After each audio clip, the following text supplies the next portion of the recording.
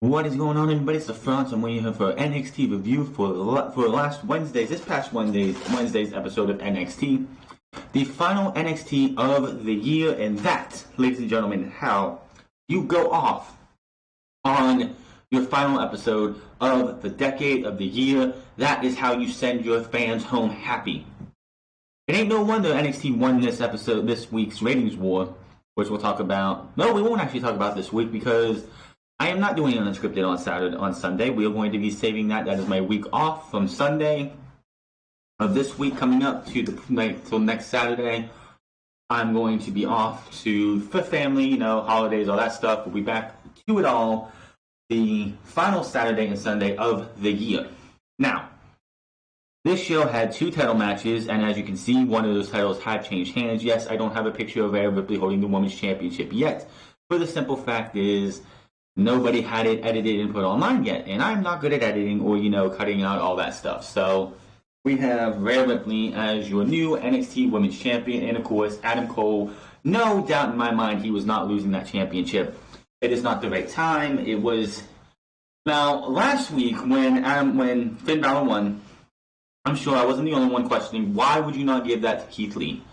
Why would you have Finn Balor be the one to get the championship opportunity? They answered that question with what happened after the match. So I am just looking back at this and be like, well, they made the right decision for what they're going to do.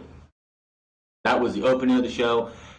Commercial free, limited commercial interruptions, whatever. All I gotta say is both these shows, NXT and AEW, started off on fire. Both shows started off with a good match to start out with. But this isn't like Wednesday Night Warfare or Wednesday Night War podcast or anything. We talked about AEW yesterday noon. Today we're going to be talking about NXT. As I stated, Finn Balor and Adam Cole come out. First thing I gotta say is Finn Balor has some new attire. It's slightly altered attire, and he has a new entrance. Not a theme. I think you should change the theme, but he has a new entrance video package, and I fucking love it. It's not the Finn Balor in that weird scripted whatever lettering they wanted to use. It's got red X's going through it. He was a red X on his one knee pad. There's a red X on the back of his jacket, and it actually says in his Tron Prince, and then when they have that video bar going around NXT Full Sail, it actually says on it, Prince Balor. I thought that was absolutely fucking awesome. Now, if only NXT would have if only they wanted to change his name so he's no longer Finn Balor, but he's Prince Balor. But if they wanted to say he is the Prince, Finn Balor. But this was an awesome way to start this show. Obviously, you knew Adam Cole was not losing this match. When we get towards the end of this match was awesome, going back and forth.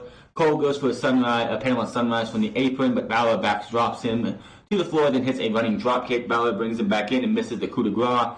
Cole follows up with a last shot for another close 2 count, which I don't like when people kick out of finishers. The last shot is supposed to be it, the be-all, end-all. You hit the last shot, that's it. I don't like it. I didn't like it when Gargano did it earlier this year. Last shot should be the nail in the coffin. Crowd with a huge NXT chant. Cole can't believe it. Fans chant, this is awesome. Now Cole drops his knees, pad, and runs with the ropes, but Balor nails a huge clothesline. Balor with a dropkick into the corner. Balor goes back up to the top with the nails a coup de grace. Balor grabs Cole for a 1916, but Johnny Gargano appears on stage and everyone is distracted. Cole takes advantage of Balor being distracted, drops him, and then delivers a last shot for the 1, 2, 3. Adam Cole retains thanks to Johnny Gargano. And as I said, when the last week ended and you're watching that and you're wondering why did they not give it to Keith Lee? Is that end of Keith Lee? I don't know. He was not on this match show. I didn't expect him to be. He wasn't booked for it.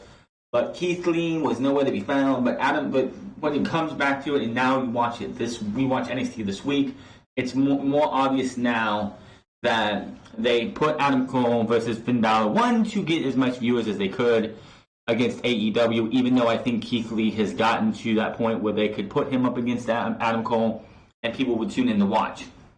And B was to bring Gargano back. Had it been Keith Lee versus Adam Cole, then there would have been no reappearance of Johnny Gargano. After the match, Gargano slowly walks down the ramp as Cole's music hits. Cole exits the ring, Balor is down in the ring, and Gargano brings a steel chair into the ring as fans chant Johnny Wrestling. Now, Balor looks up at the mat as Gargano stares him down, chair in hand. Gargano starts unloading chair shots, now beating Balor out of the ring. The chair shots continue until Balor retreats through the crowd. Gargano touches the steel part of the bottom of the ramp, which is where he was dropped, and then he turns heel on where Balor dropped him, and when he turned heel several weeks back, Gargano tosses the chair and leaves. I know they said he had an injury. I'm going to say it was okay, but it's great that Gargano got this time off. It was a blessing in disguise because people were probably getting tired and burnt out on Johnny Gargano. So him missing, it sucks that he missed the takeover because he hadn't missed a takeover in about 3 years. But him missing about a month and a half it seems like a month and a half of TV kind of, refreshed us on Johnny Gargano. So the next time we see him, it's fresh and hey, look, it's Johnny. We haven't seen him in a while. It's great to see him. They show Rhea Ripley arriving earlier, who we also see the NXT Horsewoman arriving earlier. Ripley versus Baszler will take place in the main event. We get a video package of Killing Dane, Damian Priest, and Pete Dunne, hyping us up for the fact that Damian Priest is coming back after being injured at TakeOver War Games with a rib injury. He was supposed to face, I believe, Killian Dane last week, but the rib injury kept him out, so this was his first match back after that. Damian Priest versus Killian Dane was our next match. We go right to the ring, and out comes Damian Priest first, who has recovered from the rib injury he suffered at TakeOver War Games. He had his ribs taped up with kinesio tape where he was injured, so definitely, as we all know, if you have an injury, taping that spot is definitely a target on your back, or in this case, target on his ribs. As they said, it was a bullseye. So that was a major focus of Killian Dane on this episode of NXT. They're trading shots in the middle of the ring. Dane catches Priest in a bear hug. Dane with a big splash in the corner. Dane lays Priest out over the middle ropes in the corner, then runs and drop kicks the ribs.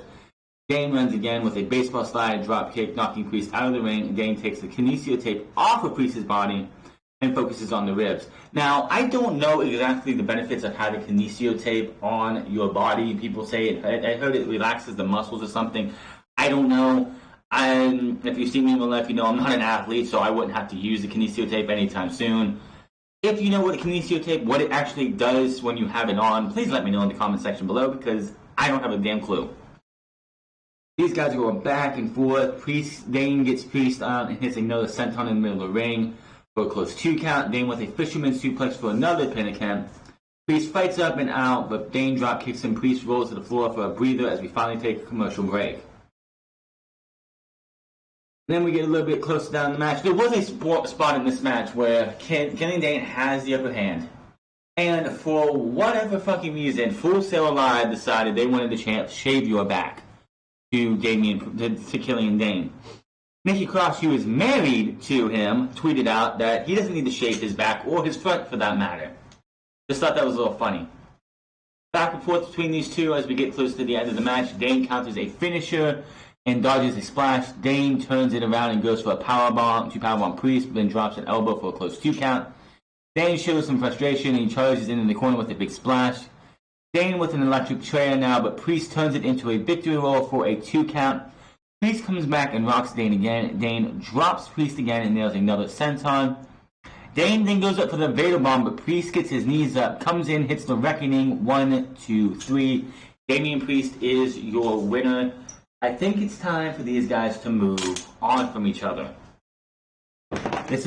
You have all this talent, and yes, okay, well, they're feuding with each other. That's fine all, but you don't have to have Damian Priest versus Killian Dane, or Killian Dane versus Pete Dunne, or Pete Dunne versus Damian Priest, and so on and so forth, every single week. So, Priest won this time, give it a couple weeks, and then go back to it. Let's get Damian Priest versus them. I will say this, I have been very critical of Killian Dane since he's been down in NXT again. When he was Insanity, that was, I think, the best run in Killian Dane's WWE career. They were out there running roughshod. He was the MVP of the first War Games match. I wanted him to get an NXT Championship opportunity. And then they came up to the main roster, and they literally did everything they could to ruin this guy. A year or so later, he comes back down to NXT. The feud with Matt Riddle was absolutely poor. I don't know what was up between those two, but those two just did not seem to click whatsoever. So it's great to see that this was, I think, the best match that Killian Dane has had since he's been back in NXT. Then the announcers plugged the end awards, which are going to be due, I guess you get to vote until December 29th, and of course January 1st, I guess, is when they're going to have the year-end awards. Apparently they're not going to have a taping set up, they're not going to have an actual show at Full Sail until the next week. So what they might be doing is a year-end awards show on the first episode, so there might not be any matches, or there'll be pre-tape matches, I have no idea. But on January 1st, we're going to find out who aired your NXT Superstar of the Year, Male Superstar of the Year, Match of the Year, Takeover of the Year, and so on and so forth. We see Kushida and Cameron Grimes backstage warming up, back to commercial. Back from break, and Mara says details on the 2020 Dusty Rhodes Tag Team Classic will be revealed on January 1st, so that is awesome. I was wondering because I know Cody Rhodes himself had filed for a trademark of Dusty Rhodes. And I know WWE has taken him to court over that. If we would see the Dusty Rhodes Tag Team Classic return, that obviously seems to be the case. So cannot wait. The Dusty Rhodes Tag Team Classic is one of the best parts of NXT's early part of the year. Of course, the last 2 years, the winner was supposed to have a championship opportunity at the NXT Tag Team Championships at the TakeOver, which will be Tampa this year.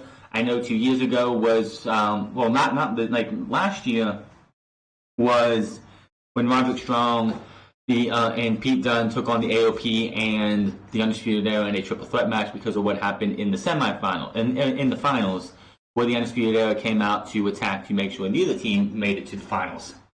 But of course, this year we saw Aleister Black and Ricochet versus the War Raiders in a fantastic title match.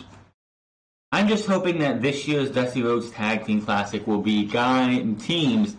More teams that are actual tag teams, not thrown together teams. I'm kind of sick of seeing thrown together tag teams just be done for the hell of it. What I would like to see them do for the Dusty Rhodes Tag Team Classic this year is not really put it on NXT itself, make it its own WWE Network special. Like the Cruiserweight Classic or the Mae Young Classic, where you would have I would do like a 16-team tournament or something, or an 8-team tournament or whatever. Half of it's from NXT, half of it's from the independent circuit, with the winner it's NXT versus Team Indie on each side. So you would have NXT versus the Indie team, and if the Indie team signs with WWE, they could be the ones to win it and get a tag team title opportunity. That's what I would do.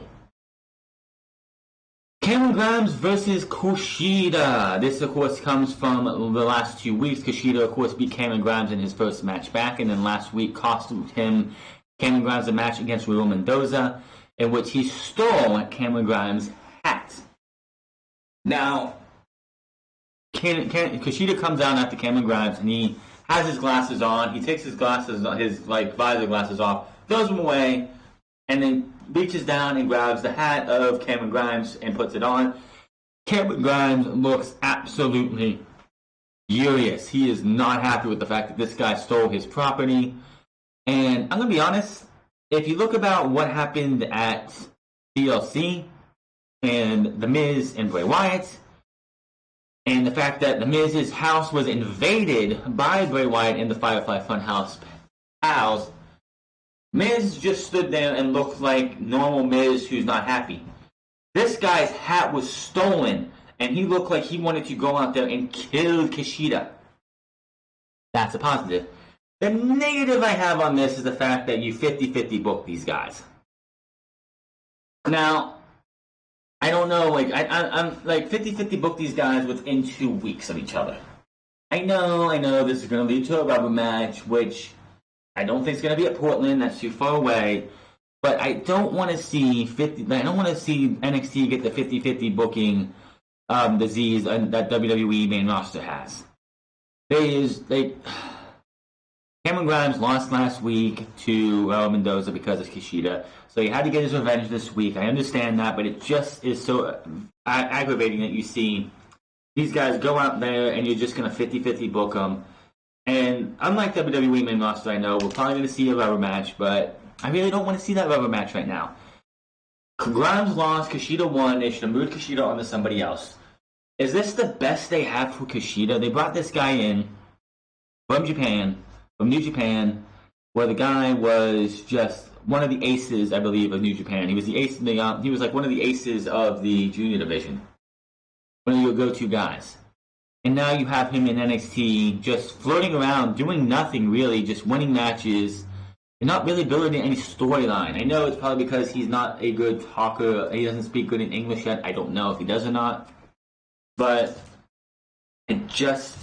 I don't know if I'm the one to feel like this. I think they need to figure out what they're going to do with Kushida, because it's just the same thing over and over. He wrestles a match, has a good match, and that's that. Nothing really builds towards anything with Kushida.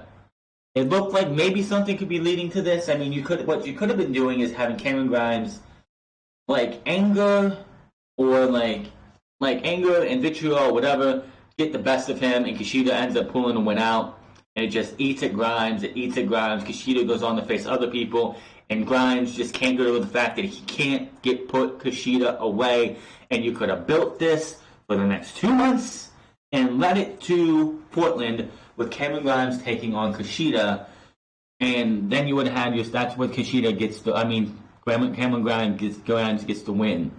Having Cameron Grimes beat Kushida 2 weeks after Cameron Grimes lost to him just throws away anything they could have done with this. Who really cares? Rhea Ripley is backstage warming up, and we see a video package of Io Shirai, who'll be in action next.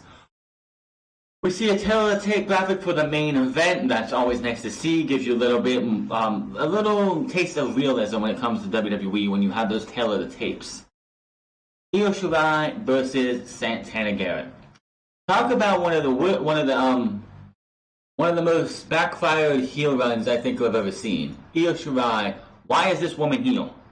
She comes out and the crowd just fucking loves her. Like, she is gotta be the biggest tweener trying to be the biggest heel in NXT.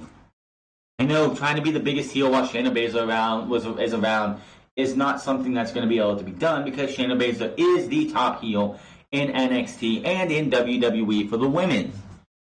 But you have this woman come out here, nobody's booing her. She can go out there and just stake somebody with a she could stake somebody with a knife or something, and they'll probably cheer her and like, oh, that person probably deserved it. She goes out here and faces the Wonder Woman wannabe Santana Garrett. And wouldn't it be a shocker that they say that she takes inspiration from Trish Stratus? I'm like, gee, you think? Look what the fuck she's wearing.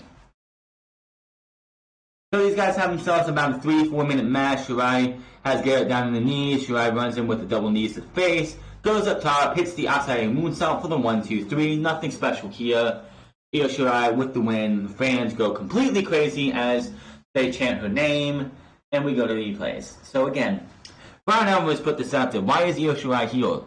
Better yet, why is Asuka and Kairi Sane heel? I don't fucking know. You have to talk to them. When Io Shirai turned heel in the summer or the spring, it fucking worked. But now, with later in the year, and the heel turn just hasn't really stuck. Now, when Tommaso Ciampa turned heel and came back after his injury after turning heel the year before, nobody he could go out there and have one of a 5-star match. Nobody was cheering Tommaso Ciampa. He was the evilest of all. He was a Sicilian psychopath. He was the most vile and hated piece of garbage on God's green earth, or walking this earth, or whatever analogy you want to use. The only way that they got Tommaso Ciampa to be cheered is the fact that, one, he got injured, and 2, they humanized him by doing those video packages of what happened leading up to his neck injury and his recovery. That stuff is what got Tommaso Ciampa to be the babyface that he is. For now, I don't think Tommaso Ciampa is going to be babyface the rest of his NXT career. There is just something about this that tells me that Tommaso Ciampa is only babyface until he wins the championship. And then somewhere down the line, he's going to turn heel on Gargano again, and we're back to square one, and hopefully this time get that fucking storyline resolved. Travis Banks versus Pete Dunne. This is another. We're going to get these for the next umpteen weeks until Worlds Collide, which is going to happen the night before WrestleMania. I'm not WrestleMania, but Royal Rumble. Last time they did a Worlds Collide before around Royal Rumble time, it was done during the week during what was it called? That Royal Rumble Access when they did it to Royal Rumble time.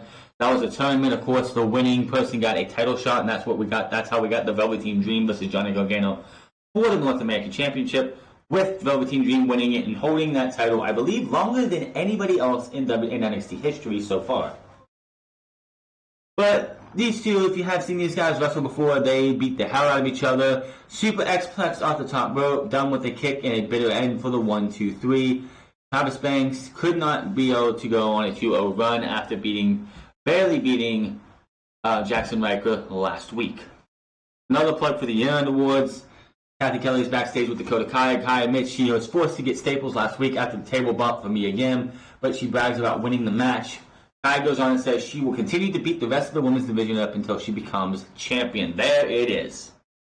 The whole entire thing is she wants to be champion, and now she's going to focus on being the NXT Women's Champion. Now, back to that spot that she had to get staples for. I mentioned it last week. That was a scary bump. That was an unnecessary bump. If you're going to put somebody through tables like that, do a suplex or a powerbomb. Don't do a fucking side suplex if you're going to, and you can see it in the replay, where their head is going to hit the table, the second table, because you go through the first one. That is on Mia Yim for doing that dangerous spot. Maybe next time she'll think better before she does something so carelessly. That was not a spot you should have done. Announcers revealed the following for the next week's Christmas episode, which is going to be not live, it's already taped. Leo Rush and Keith Lee versus Damian Priest and Tony Nese. Plus an open challenge for NXT North American Championship, Roderick Strong. So that is next week. Of course, NXT is going to be unopposed because you have the garbage known as It's a Wonderful Life, I believe it is, or whatever that Christmas movie is that they do a 2-day marathon of over and over and over again. That movie is absolute garbage. If they want to do a marathon of multiple Christmas movies, I can understand, but the fact that you're going to have those things over and over and over again is just absolutely stupidity. And yeah, with AEW ending with a dud like they did on Wednesday, at least we have Dark to see on Tuesday, so Christmas Eve will at least AEW will be able to end the year, hopefully on a better note than they did on Wednesday. NXT Women's Title match, Rhea Ripley versus Shayna Baszler. This, of course, will be this is the main event. This was a hard-hitting, knockdown match. These two beat the hell out of each other. Of course, Jessamine Duke and Marina Shafir got involved. Referee threw them out. Then they did a referee bump. What's wrong with the referee bump? They do it all the time. This referee bump, of course, I believe Shayna Baszler got knocked into the referee, or one of them got knocked into the referee. We got a riptide, 1, 2, 3, 4, 5, 6, 7, 8, 9, 10, 11, 12, and the other stuff. Well, this referee bump happened after Jessamine Duke and Marina Shafir were taken out of the ring, or out of the area. Why didn't they come back? This referee bump seemed to take at least 10 minutes. It felt like at least 10 to 15 minutes. And all it led to was a DDT on a chair before the referee got up. They wasted so much time trying to figure out what the hell they were going to do for this referee bump. Now, Baszler with this careful clutch in the ring after Ripley kicks out. Ripley is fighting this thing. She's fighting forever. It looks like she might lose. The referee pulls her hand up. Looks like she's going to lose. Hand comes down and she grabs the referee by his collar. Gets out of the Karafuda clutch.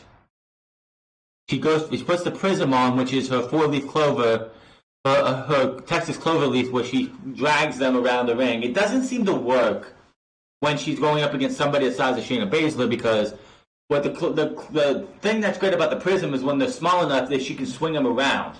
Baszler, she can't really do that. Now, Baszler kicks Ripley in the corner after breaking the Prism with a big knee in the corner. Baszler takes Ripley to the top and chops her. Baszler climbs up as the fans chant Rhea's name. Baszler wastes time. She's taunting her, pretty much saying, "This is my title, you'll never get it," something like that. Ripley, with a super, hits her, knocks her for a loop, laps her up, super avalanche, riptide, 1, 2, 3. We have a new NXT Women's Champion. Hell of a fucking match. I can't do these matches justice. I don't know why I tried to do that, but hey, it was a hell of a match. Go check it out. Go check out the opener, the closer of this show. These were two great matches. Yes, I think NXT had the better show this week. After the match, Ripley stands tall with the title as the crowd goes wild, raises the belt. We go to replays, we come back. They were going over they went through the entire match practically, and I think the reason they did that is because they had to waste some time as the ring filled up with fans. It is being raised. She is being raised in the air by some fans as they celebrate continues. NXT goes off the air with Ripley posing in the corner. The ring is filled with fans, and you see Candice LeRae sitting on the side. I think Rick Boogs, who is what the hell is his name? Eric Bugenhagen was out there too. I could be wrong, but I'm pretty sure Bugenhagen was out there. I couldn't see really anybody else, but yes, the fans got into the ring and celebrated with Rhea Ripley. That's how you go off on a positive note. When you someone can put the picture, the last thing you saw on NXT and AEW before they went off the air. On AEW, you had the Creepers and the Dark Order chanting something in the middle of the ring, and on NXT, they had Rhea Ripley with fans in the ring holding up the NXT Women's Championship as she beat Shayna Baszler. I think AEW went off as better than NXT. I mean, than AEW. NXT, in my opinion, better overall. Both had some great matches. This was a good show. Cannot wait to see what happens in 2020 for this brand. Their next takeover, of course, is going to be in February. It's going to be on a Sunday instead of a Saturday, which is going to be really weird. I believe they're on the 15th, right? I think on February 15th. Or 16th, right? It has to be 16th. I'm pretty sure it's the 16th. But yeah, AEW and NXT is going to be in February for Portland, whereas NXT, of course, AEW's next pay-per-view is going to be on the 29th, Leap Day. Going to be interesting to see what happens in the new year. Hopefully both of these shows come out firing on all cylinders starting from January 1st. If it's NXT's only doing an award show and they're not really doing anything else when it comes to wrestling matches or anything, then okay, January 8th. Hopefully everything's up and running. Both of these shows are doing everything they can to give you the best damn wrestling that you could have. But that is NXT in a nutshell. Hit that subscribe button, comment down below, like or dislike this video. Find me on Twitter at The France Club. Find me on twitch.tv/The France Club. And I will see you guys tomorrow for SmackDown. The final video we are going to have up until unscripted episode number 100, a week from Sunday. But of course, the week from Saturday, a week from this coming Saturday, I'm actually going to be putting a video up on my thoughts on the retrospective of AEW's first year. It's not going to be something I'm going to do yearly. It's just a one-time thing. My thoughts on everything that they have done from the day that they became official to Double or Nothing, Fyter Fest, Fight for the Fallen, All Out, Full Gear, and their TV show as well as the surprise that is AEW Dark, and how that has been beneficial to AEW. But until then, my name's France, and I'll see you guys later.